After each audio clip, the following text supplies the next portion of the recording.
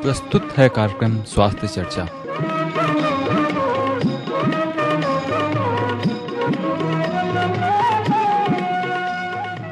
श्रोताओं नमस्कार, स्वास्थ्य चर्चा में आपका स्वागत है। आज हमारे स्टूडियो में हमारे साथ हैं डॉक्टर सीपी सक्सेना जी। आप एक बहुत ही सफल कानपुर के फिजियोथेरेपिस्ट हैं। फिजियोथेरेपी के क्षेत्र में आप विगत कई वर्षों से अपनी सेवाएं प्रदान कर रहे हैं। आज हमारी चर्चा का विषय है फिजियोथेरेपी विधि द्वारा रोगों का निदान। डॉक्टर साहब, IIT कानपुर के सामुदायिक रेडियो केंद्र में आपका स्वागत है। धन्यवाद प्रदीप जी।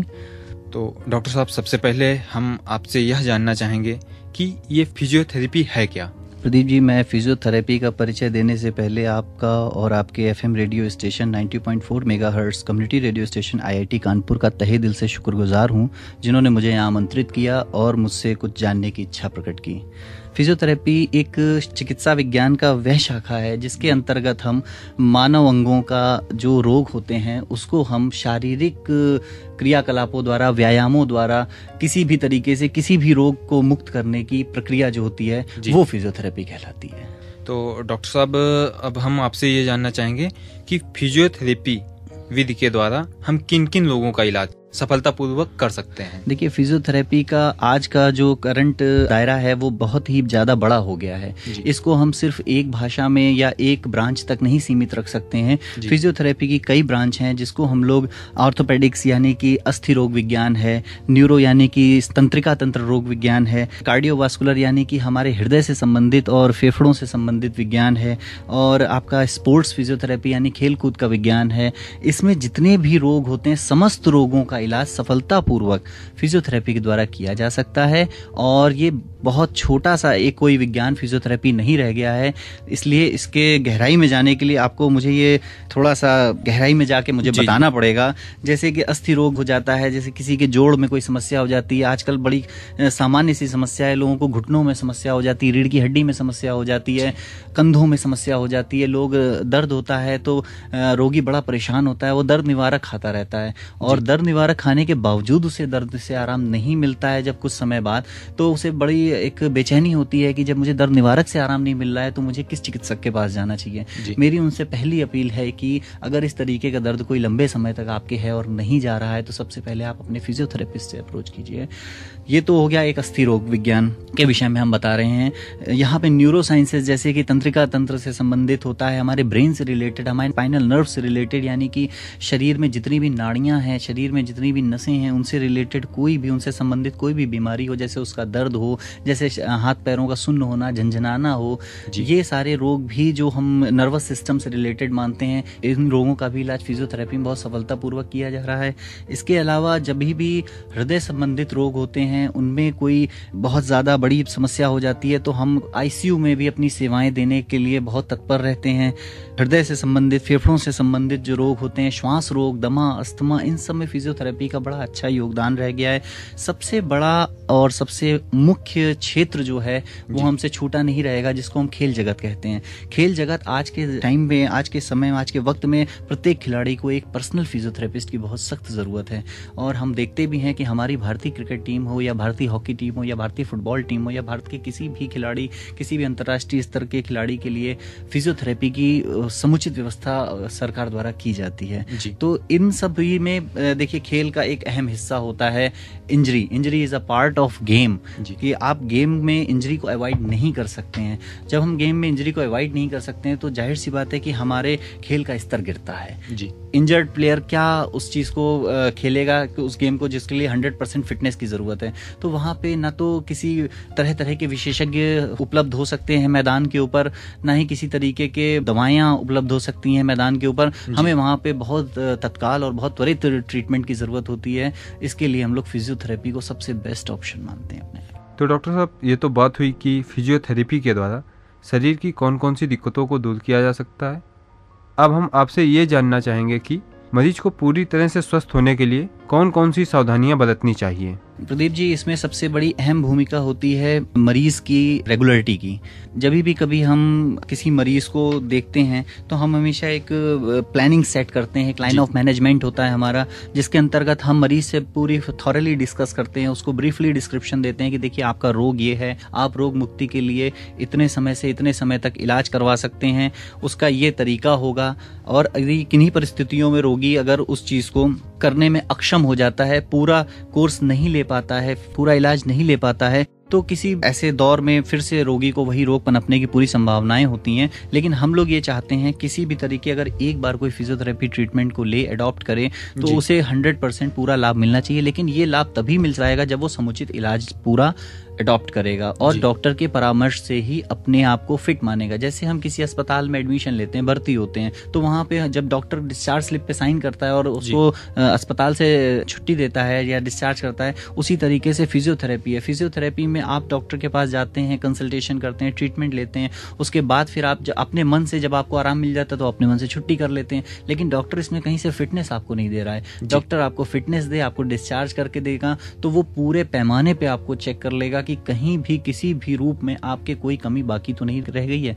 और फिजियोथेरेपी विशेषज्ञ जितने भी होते हैं, जो भी हमारे सम्मानीय फिजियोथेरेपी विशेषज्ञ हैं, उनकी एक सबसे बड़ी अहम भूमिका रहती है कि वो आखिरी तक बिल्कुल फिटनेस टेस्ट जब तक नहीं कर लेते हैं तब तक रोगी को फिट नहीं करते।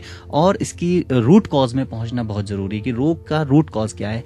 दर्द अगर हो रहा है तो कहां से आ रहा है? दर्द तो एक आप समझ लीजिए सिम्टम है, यानी कि लक्षण है। दर्द हमें बता रहा है कि कोई समस्या है किसी पर्टिकुलर ऑर्गन में, किसी विशेष अंग में। उस विशेष अंग में दर्द क्यों हो रहा है ये जानना इंपॉर्टेंट है, ना कि दर्द हो रहा है ये इंपॉर्टेंट है। दर्द तो बहुत होते हैं लेकिन दर्द क्यों होते हैं ये जानना इंपॉर्टेंट है। इसके लिए हम कुछ जरूरी जांचें वगैरह करवा लेते हैं, उससे पता चल जाता है कि दर्द क्यों हो रहा है। उसका निवारण करने के लिए हम पूरा लाइन ऑफ मैनेजमेंट तैयार कर देते हैं और रोगी को पूरा ब्रीफली डिस्क्रिप्शन करते हैं, एक एक बात बता देते हैं कि इस हफ्ते में आपको इस तरीके का लाभ मिलेगा, इतने से इतने हफ्ते में आपको, 2 से 3 हफ्ते में, 4 से 5 हफ्ते में आपका कोर्स कंप्लीट हो रहा है, काइंडली इतना टाइम हमको दें।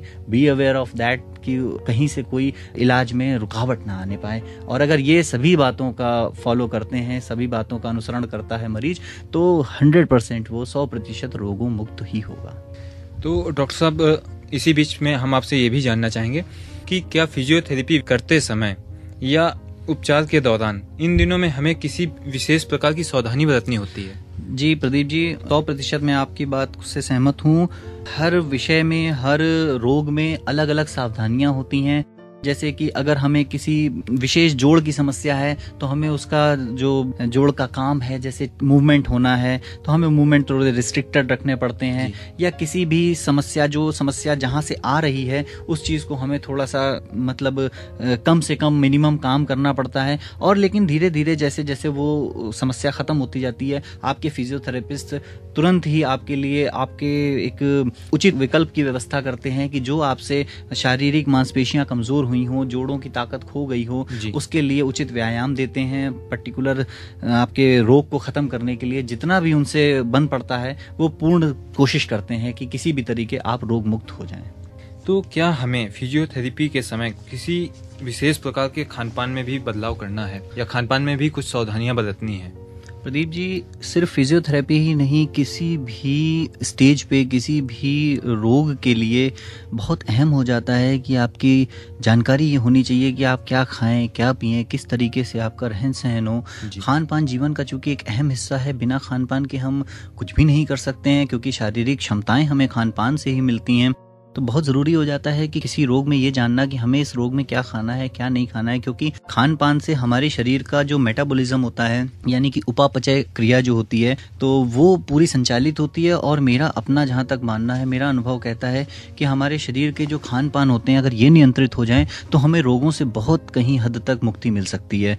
तो इसमें आपको जिस भी रोग से आप ग्रसित हैं, आप अपने फिजियोथेरेपिस्ट से परामर्श करें कि इन रोगों के लिए डॉक्टर साहब हमें क्या नहीं खाना है। मसलन मैं आपको एक उदाहरण देता हूँ, जैसे आपको हड्डियों का दर्द है, घुटनों के जोड़ में गठिया से पीड़ित हैं और आप बराबर दही का सेवन, लगातार ठंडे दही का सेवन कर रहे हैं, लगातार आप खट्टी चटनी का सेवन कर रहे हैं, लगातार आप किन्हीं परिस्थितियों में ठंडे वातावरण में ज़्यादा रह रहे हैं, तो इस सब चीज़ों का रोग पे विशेष असर ये पड़ता है कि आपका जो चिकित्सा का समय है, जिसमें आप बहुत जल्दी अल्प अवधि में भी ठीक हो सकते हैं, लेकिन आप खान पान में नियंत्रण ना करके, वातावरण का नियंत्रण ना करके, एक्लिमेटाइजेशन ना होने की वजह से आप बहुत ज़्यादा समय तक उस ट्रीटमेंट को अडॉप्ट करते रहते हैं। तब कहीं जाके ये बात चिकित्सक को समझ में आती है कि आप खान पान में गड़बड़ कर रहे हैं, फिर वो अपनी तरफ से आपको एक सलाह देता है। तो मेरा आप लोगों से अपील है, किसी भी रोग के लिए अगर आप अपने फिजियोथेरेपिस्ट या किसी भी चिकित्सक से, परामर्शदाता से मिलें, तो सबसे पहले अपने शरीर के हिसाब से खान पान का उनसे सवाल जरूर करें कि मैं क्या खाऊं क्या ना खाऊं, क्योंकि खान पान का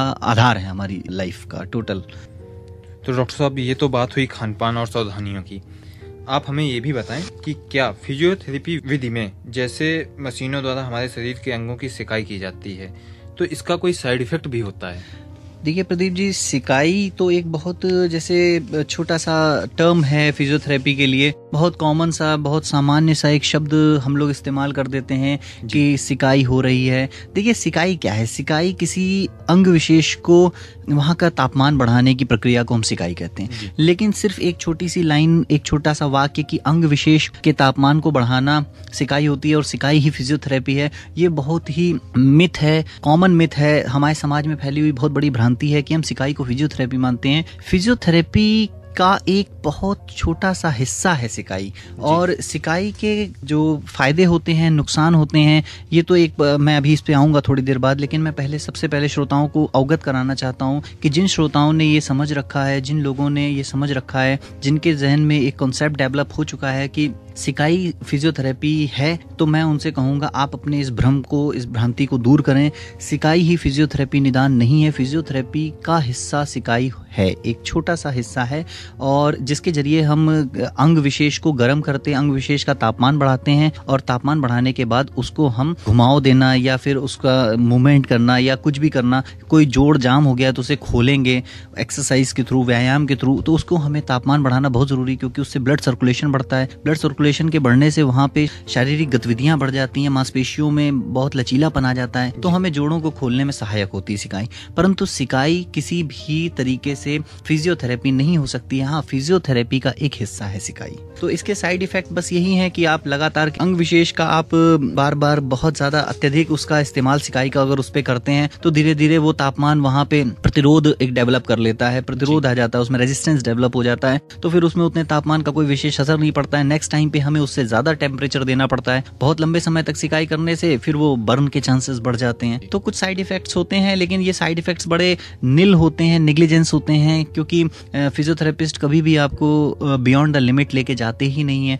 कुशल फिजियोथेरेपिस्ट कभी भी आपको साइड इफेक्ट्स की ओर लेके ही नहीं जाएंगे। साइड इफेक्ट्स हमें वहां पे झेलने पड़ते हैं जहां पे हम अपरिचित किसी मतलब ट्रीटमेंट के लिए आगे बढ़ते हैं और हमें नहीं मालूम होता है कि ये फिजियोथेरेपी विशेषज्ञ हैं या नहीं है। जो आपका सवाल है, ये जनता से जुड़ा हुआ बहुत बड़ा सवाल है साइड इफेक्ट्स के बारे में, क्योंकि साइड इफेक्ट वहीं पे आते हैं जहाँ पे इफेक्ट नहीं होता है। इफेक्ट वहाँ पे आता है जहाँ पे कुशल विशेषज्ञ अपना काम बहुत कुशलता से करते हैं, तो वो इफेक्ट कहलाता है। और साइड इफेक्ट वो होता है जो उसको जानकारी भी नहीं होती और वो काम करने के लिए आगे आता है, तो इसको साइड इफेक्ट कहते हैं। साइड इफेक्ट इसलिए पब्लिकली कॉमन हो गए हैं क्योंकि फिजियोथेरेपी की क्षेत्र में बहुत सारे क्वैक्स डेवलप हो चुके हैं।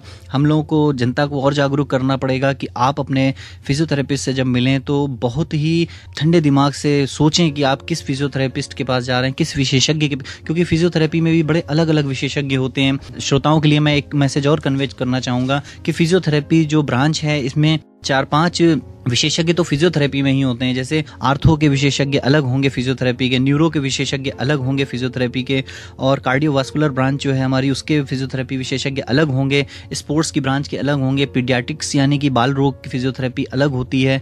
तो इस तरीके से मैं चाहूँगा कि हमारे सभी सम्मानित श्रोता इस चीज़ को बहुत गौर से सुने और समझें कि फिजियोथेरेपी एक विशेषज्ञता की ब्रांच है।